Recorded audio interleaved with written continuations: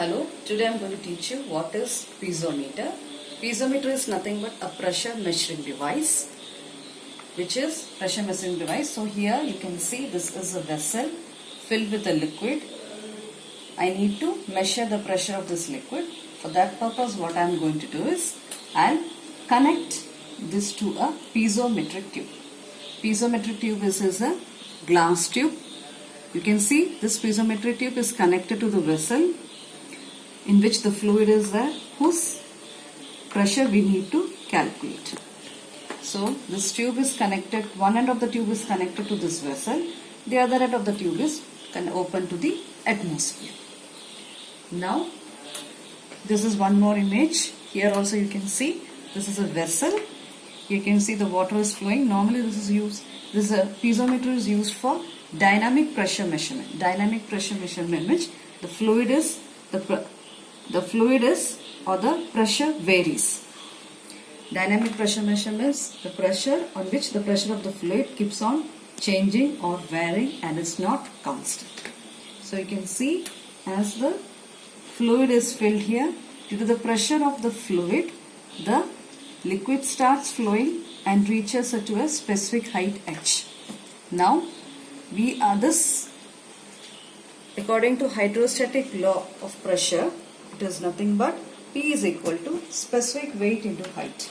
So what is specific weight of the fluid? Specific weight is nothing but rho g. So on substituting P is equal to rho gh, we'll get the pressure of this unknown fluid which is filled in this container. Similarly here.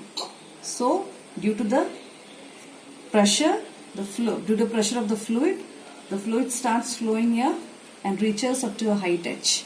So through this height h, we are going to calculate the pressure. So here you can see P is equal to rho gh, where rho is the density of the fluid, g is acceleration due to gravity, and h is rise of the liquid in the column. So this mainly works on hydrostatic pressure. Hydrostatic pressure where the pressure is more at the depth of the liquid. The pressure is more at the depth of the liquid. For this example, you can see when we make the hydrostatic pressure, I will also explain here. This is a bottle filled with water or fluid. I am making 3 holes here. 1, 2, 3. When I poke 3 holes here, you can see the water flowing through this hole or coming out of this hole will be of lesser depth. Then the water coming out of this, the water flowing out through this hole will be of little more than that of this. And you can see the water coming out from the third hole will be of greater depth, which shows that the pressure, so let this be my point A, point B and point C. So the pressure of C is more than pressure at point B, is more than pressure at point A. So since the pressure is more at point C, what we can see, since the pressure is more, the more the pressure, greater will be the depth or greater will be the force exerted. So the pressure is more, greater will the force exerted from this hole C.